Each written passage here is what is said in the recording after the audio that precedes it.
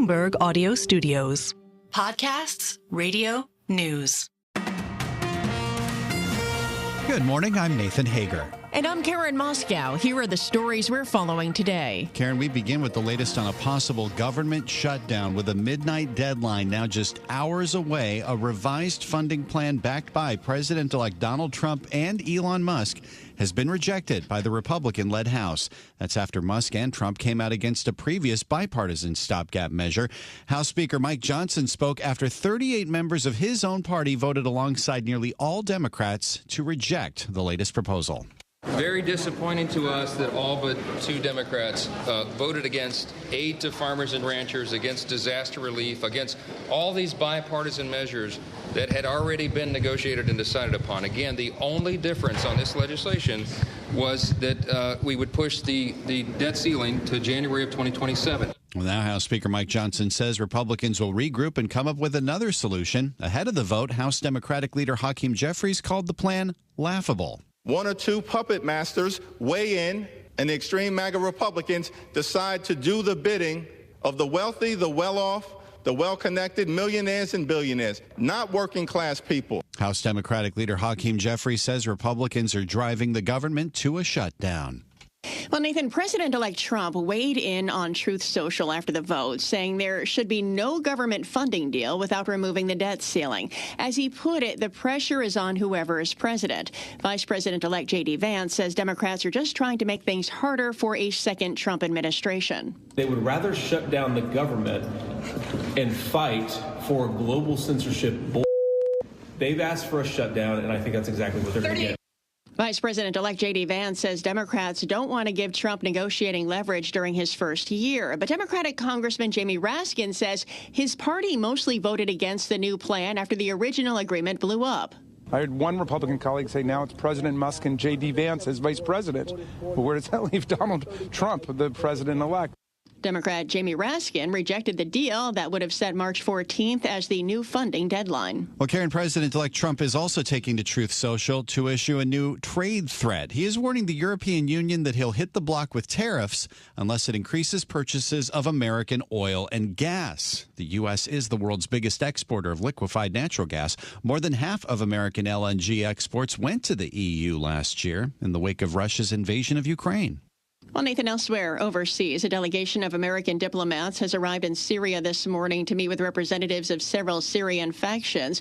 One of them is the rebel group HTS, which is designated a terrorist group and overthrew the country's longtime dictator, Bashar al-Assad. Well, Karen, Secretary of State Antony Blinken says the U.S. has received positive signs from HTS. He spoke to Bloomberg about plans for engaging with Syria. I think it's important to have direct communication. It's important to speak as clearly as possible, to listen, to make sure that we understand as best we can where they're going and where they want to go. Secretary of State Blinken adds he's been in close contact with the incoming Trump administration. He says he wants to give them the best possible hand to play in geopolitical conflicts around the globe. Well, Nathan, we turn now to the markets, and traders' attention turns today to the last major data point of 2024, the Personal Consumption Expenditures Index for November. It comes after yesterday's figures showed faster than expected economic growth and robust consumer spending.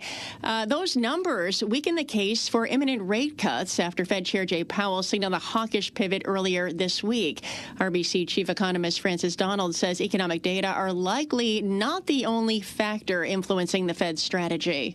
This is really a Federal Reserve that, even though they say they're not incorporating the effect of Trump policies, or some of them are, but some of them are not, is absolutely internalizing what they expect to come next. It is in their psyche, it is in their biases. They are afraid of inflation. And Powell, while trying to speak out of both sides of his mouth, really gave the impression that the Fed is focused on what those CPI, PCE numbers are going to look like, and therefore that's what the market will be focused on.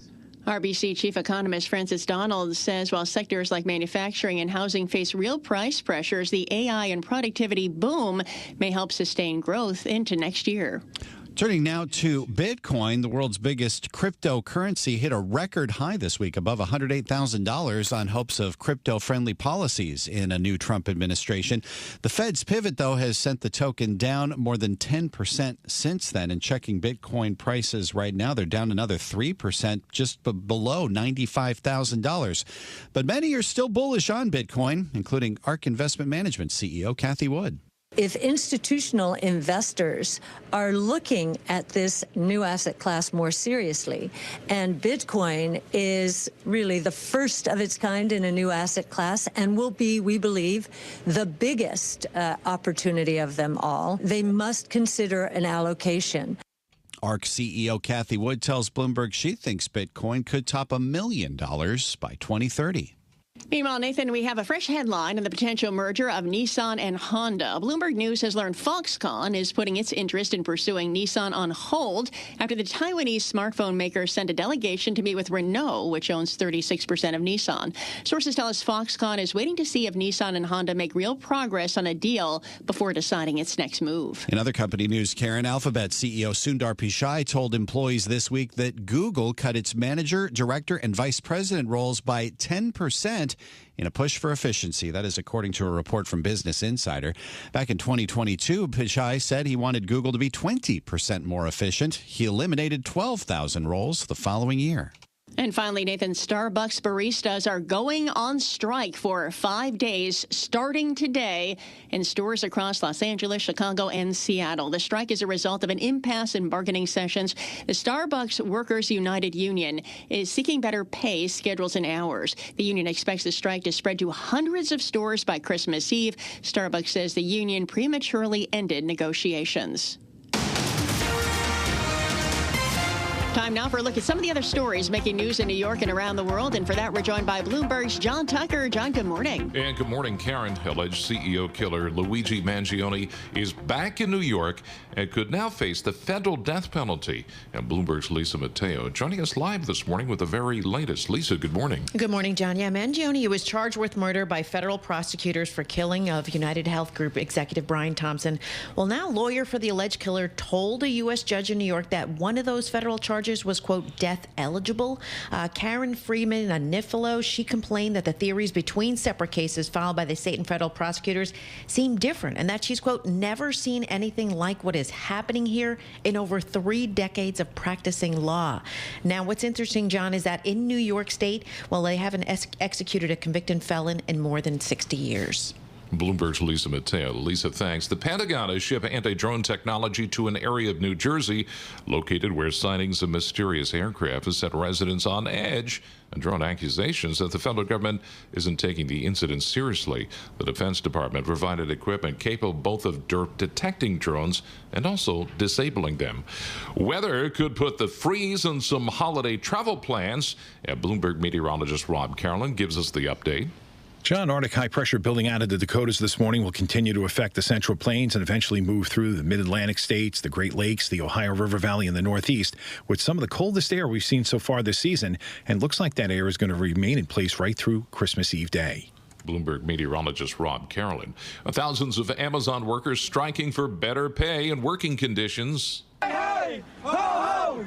The estimated number is believed to be around 10,000 strikers. That's out of approximately 800,000 Amazon employees.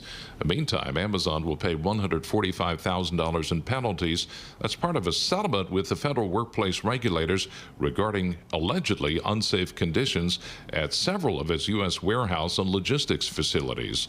Global news 24 hours a day, whenever you want it with Bloomberg News Now. I'm John Tucker, and this is Bloomberg Karen. All right, John Tucker, thank you.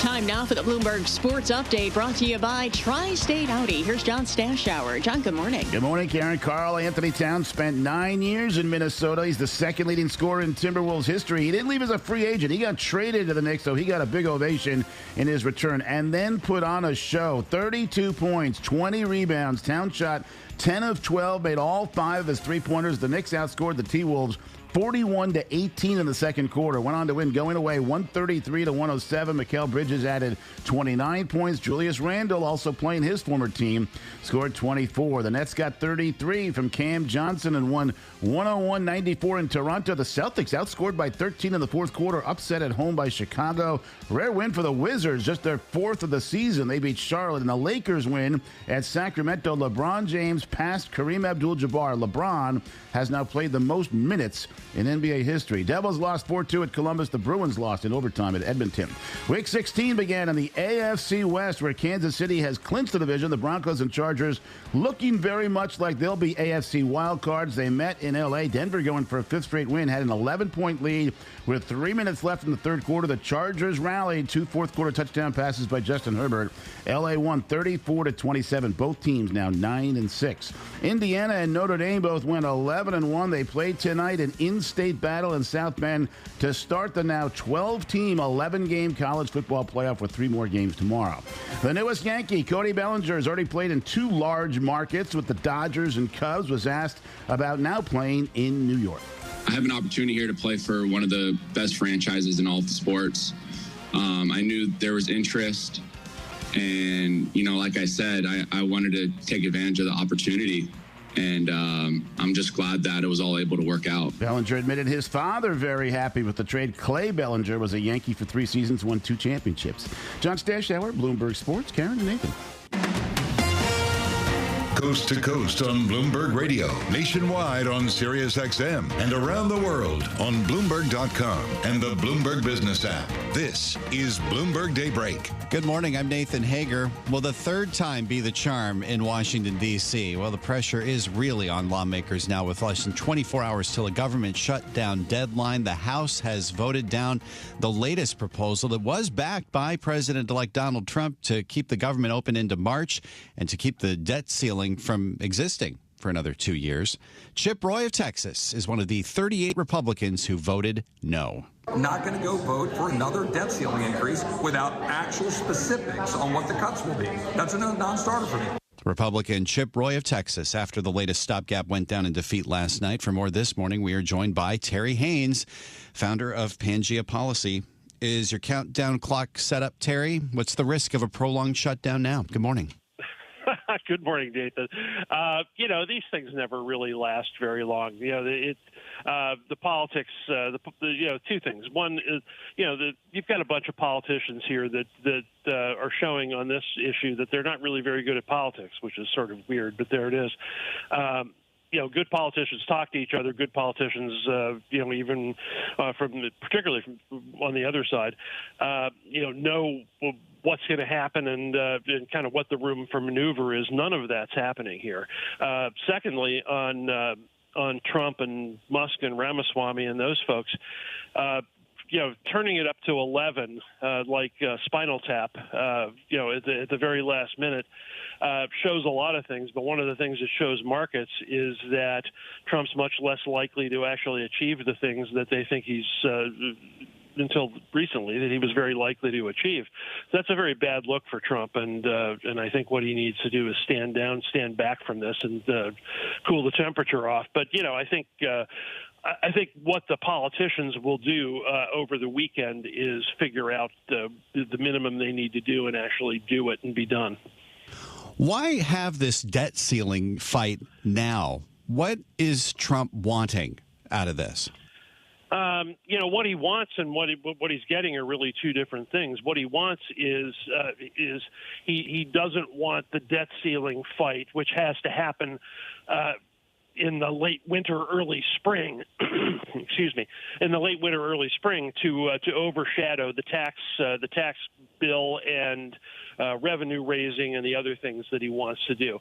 But what he's showing is that he doesn't understand how dug in a lot of Republicans are, not just the 38 or so that voted against last night, but how much of an article of faith keeping the debt ceiling and keeping some sort of restraint on federal spending is and has been to Republicans for a lot of years. So what it shows is that he's out of touch with his own political base in Congress.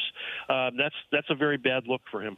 Well, he was threatening to primary Republicans who voted against this. And as we heard Chip Roy there, he's one of the hardliners on Capitol Hill. How serious is that primary threat from President-elect Trump?